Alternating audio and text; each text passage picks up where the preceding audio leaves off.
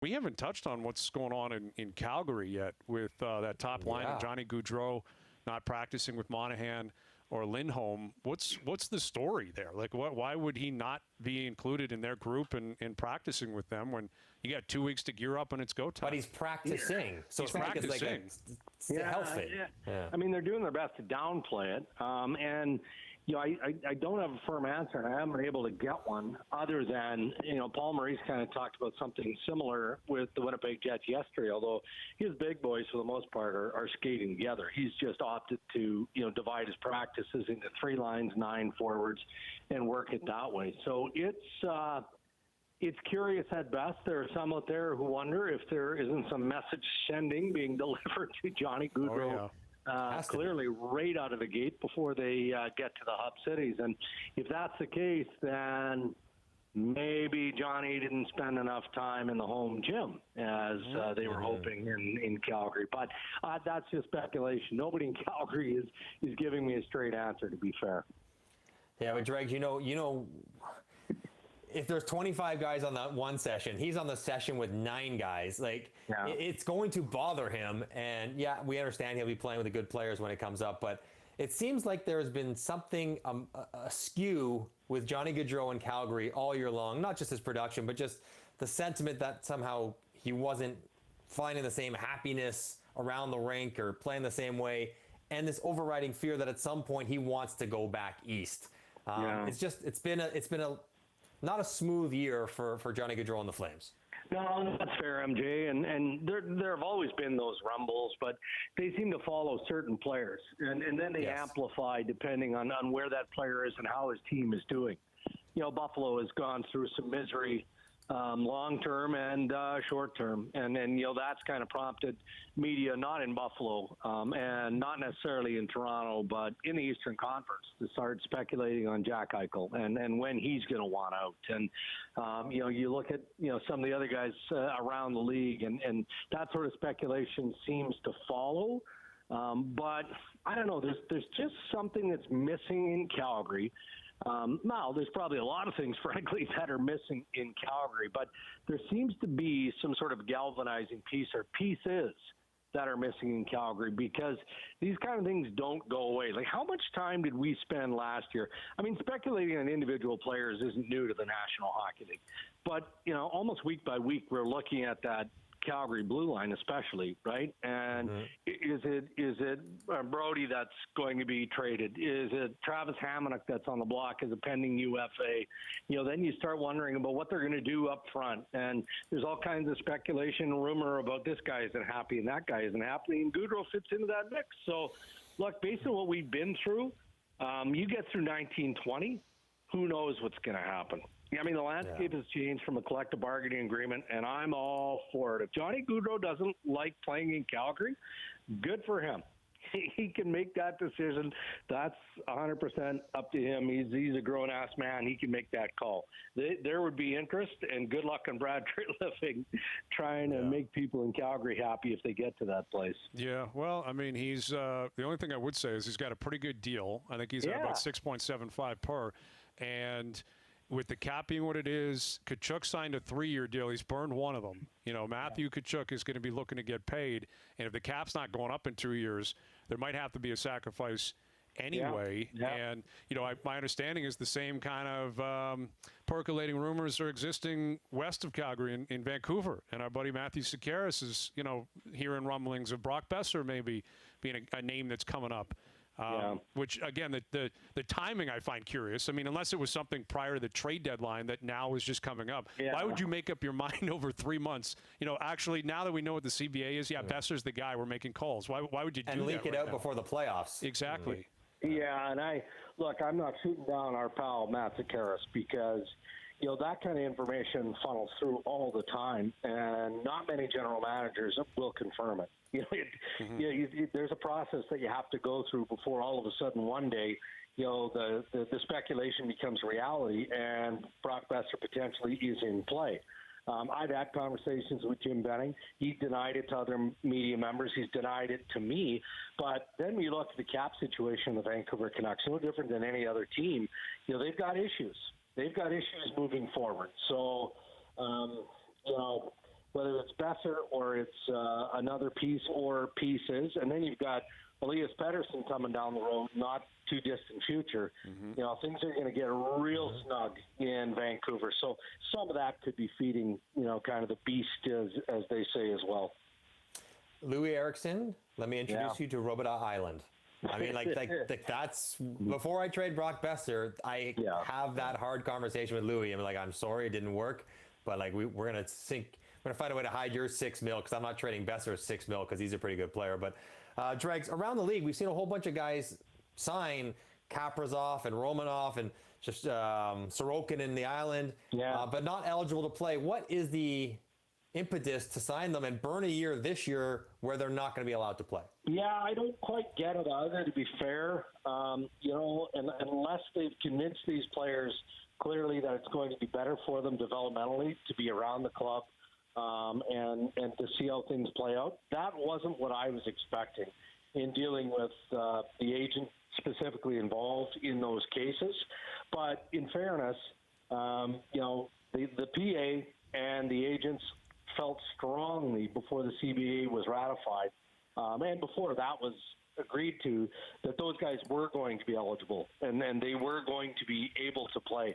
So that was a pretty big disappointment from players' perspective, Players Association perspective. They conceded on that one and won a number of other battles. But in the long term, I don't quite get it, because you know, they can practice, they can skate, they can do whatever they want. They just can't play in games, and that doesn't make a whole lot of sense to me. With Darren Dreger, TSN Hockey Insider. So some more award nominees were announced today, and the Jack Adams was announced, Bruce Cassidy in Boston, Alain Vigneault in Philly, and John Tortorella in Columbus. And I've been putting more and more thought into this as we're back into hockey mode. I think Tort should win unanimously, and I think it would be a disgrace. I'll get crazy here. A disgrace if he doesn't. Well, when you consider Panarin left, Bob left, Duchesne left, they are second in the league in man games lost. They were on like third, fourth string goaltenders. The fact that they were legitimately in the playoffs, they didn't sneak in at a 12 spot like the Habs. They were right there. I can't remember a guy who's done a better job than Torts has done this year. It's been unbelievable. I mean, it has been very, very good. No question about that. And they're playing Tortorella hockey, right? I mean, based on the assets that they lost, they play very defensive. And Toronto is going to find that out. That's not going to come as a surprise. And you know, if they have puck possession in the offensive zone, they try and grind you on the forecheck, right? They're just a very aggressive team in that regard, and that's how John Tortorella likes to play. So my point is, the players are clearly responding to him. So I'm happy with him in the top three. I don't see him as a landslide winner. I think that, you know, tip of the cap for sure to Alain Vigneault and the work that he did with the Philadelphia Flyers. I think that most of us saw the Flyers were ready to start heading in the right direction, not this quickly for me. So, you know, veteran presence, you know, he seems to have injected some new life into that group. So he's right there for me with John Tortorella. And, you know, how do you argue with Bruce Cassidy is done with the Boston Bruins? Look at, I mean, and I'm not trying to change the topic here, but I put Mike Sullivan in the you know, most man right games there lost in the top three. You know, like for as good a work as now we're not talking about the same lineup, but the Pittsburgh Penguins have had more than their share of issues in that Pittsburgh lineup. They're not healthy very often. So yes, they've got the superstars, but they're not often together. And Sullivan did a masterful job. So I think he's got to be 3A in that group, but I don't know. I'm not sold that Tortorella is going to be a slam dunk. Oh, I'm not convinced he will be either. It rarely is that way with Jack Adams winners, because you can like basically Vigneault has done this year what Barry Trotz did when he showed up on the island.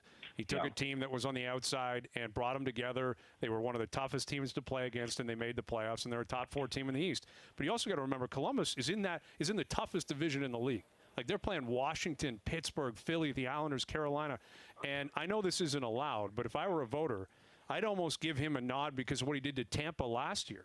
Like, I'd start the vote based on the Tampa sweep. Right. Like, when you look at what this guy has done, beating a team that won 62 games, sweeping them, and then this year with all the man games lost, to say nothing of their best players. right? Like Panarin and Bob both leaving. Yeah.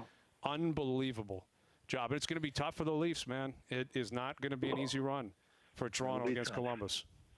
No, they'll put up a good challenge. So the Coach of the Year came out, Rookie of the Year came out, and it's, of course, Makar and Hughes. The conversation was who was going to come third, Dregs. It was Kubalik from Chicago. I would have had Adam Fox on there and made a defenseman across the board and take it from the guy who came fourth. Like, whether you're third or fourth kind of matters because no one talks about who comes fourth. They only talk about the top three. So if you had to handicap that race, and what do you think of Kubalik over Fox or Gustafsson or whoever else? Well, look, automatically, I'm trying to jog my memory, and three names shouldn't be that difficult to recall. I know that I had Makar and Quinn Hughes, and man, did I chew over, all three spots, but those two in particular, because I feel like Cale Makar is more seasoned and maybe all around slightly better than Quinn. But I've known Quinn Hughes a long time, and he is a cool customer. So that one was problematic. But I gave Makar the edge, and I feel like I went with Kubalik. And I mean, you could easily have gone with three defensemen, and people did, to be fair. Well, and then Kubalik is how old? MJ, was he 24? 24. Yeah. No, Fox is 22, so he's not a kid either. 30 snipes. I mean, that's a pretty good run for a rookie. Yeah. Well, and that's the thing. Like, somebody pointed that out to me, and now it's coming back to me. So I'm pretty sure I went Cale Makar, Quinn Hughes, and Kubalik. And that was kind of the tipping point, was even though in my mind I was trying to build a bigger case for Adam Fox, the guy scored 30 times. Scored 30 goals, 30. A real good league in his rookie year. So I'm pretty sure that was, I went with a forward in that case. Yeah, I saw Michael Tracos tweet out earlier that only Matthews, Laine, Kyle Connor, and Panarin have scored that many goals during the rookie year over the past 9 seasons. Wow. Yeah. So that's good company, clearly. That's pretty good. And he's going to finish a distant third. It's either Makar or Quinn Hughes. And what makes that battle so intense and I think provocative is that they play such a fun style, the two of them, right? Like they're both like Quinn Hughes, to your point, Dregs. When the Leafs were in Vancouver, he was behind the Leafs net more than Freddie Anderson was stopping the puck. The guy was just a rover out there, and Makar is a motor, man. Yeah. When he gets moving and he gets up into the play, it is dangerous. Like the two of them are studs. Yeah, and I think Quinn Hughes maybe long-term will turn out to be better, and that's saying a lot because you're talking about two very, very good young players, and we're going to have so much fun watching those two guys in the NHL, hopefully for years to come. But for a lot of different reasons, even the defensive positioning, it's not that Cale Makar is afraid to take risks. He takes all kinds of them, but they seem to be more calculated than Quinn, just marginally so. And maybe that's enough. Maybe that's just a hint more maturity in his game. Go ahead, Greg's, CBA, we've had now, a week or so to digest it, maybe 10 days, however long it's been going on. And you start trying to run some unintended or maybe intended consequences of this new document. We love the Olympics. We love the 6 years of labor peace. But thinking of cap issues for a team and thinking of the Seattle franchise, and I thought they were going to have a way harder time with their expansion draft. And now they have all kinds of opportunities to help cash-strapped teams take contracts. So do you expect more transactions in our fall free agent frenzy periods because so many teams will have cap issues? Yeah, I wouldn't be surprised by that. I mean, there's a lot of teams that are just in tough. And there's not a whole lot of wiggle room that's built into the system. And everybody knows now what you're looking at for the next 2 years. So, if you have an opportunity and you're not entirely sold on the player that, teams are inquiring on, or you see an opportunity, with Seattle in mind, I think it'd be foolish not to take advantage of it sooner rather than later. Because, at some point you're going to get boxed in the process, and there are so many teams that are up against it, and they're not going to have the room, the mechanisms without, sweeten everything, right? Like every trade that you see, a cap team make, especially ones where you're going, I don't really get it. It's going to have to apply a sweetener to it unless it's going to a team that has a specific need. So I think you're 100% right. We could see a lot of that in the off season in October. With Darren Dreger, a hockey insider. Lastly on that, now that the CBA has been ratified, the return to play, a lot of rumors and, firm belief behind the scenes for a number of months that the NHL wanted, maybe the East to play in the West to play in the East, but they end up locking in on Toronto in their own marketplace, Edmonton in their own marketplace. Any actual concerns about that? Anyone complaining behind the scenes, or how's that gone over throughout the NHL? No, you know what, Brian? I haven't heard any complaining about it. I mean, to be fair, the coaches, the managers, the guys that we would deal with mostly, they're just thrilled to have the game back, or at least close to being back. And no different than the NHL and the Players Association. They're counting the seconds and the minutes to get to July 26th when they can get to Toronto, where they can get to Edmonton and get safely inside the hub city environment. I don't think that anyone really believes that there's going to be a real home ice advantage. There's going to be some obvious familiarity with the ice surface in the building, but maybe not, given the fact that the ice has been out for a long time until recently. And you're in the hub environment, no different than the other 11 teams. So that's not a perfect scenario. I think that there would have been more groaning. Like Edmonton jumped through hoops right from the get-go, trying to make the world absolutely appreciate and understand that they felt that they were the best city for a hub city. And they had the province behind them, and everybody who could get involved got involved in support of Edmonton. And then all of a sudden there was a bomb drop that, the Oilers might end up playing in the East.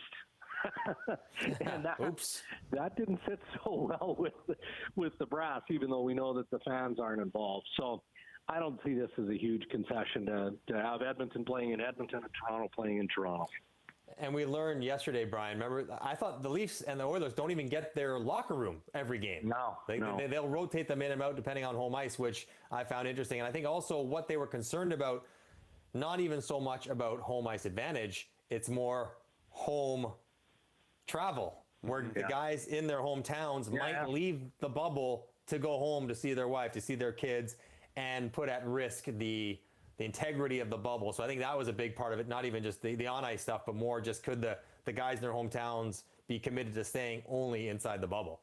Yeah, but imagine how difficult that's going to be. These guys are all professionals, and this is unprecedented times. We know all that. But there's a difference, when you're on the road as a hockey player, MJ, you know this. You're on the road. You do what you do normally on the road. Well, you're not going to be able to do that here. So even though your mind tells you that you have to treat it like a road game in Toronto, in your heart, you know that your wife and kids are 10 minutes away. Having a birthday party or having that's gonna something. Yeah. Right. Yeah, that'll be tough. It'll be different. But at least they're in it. At least they're in the bubble and they're playing, and that's better than the alternative.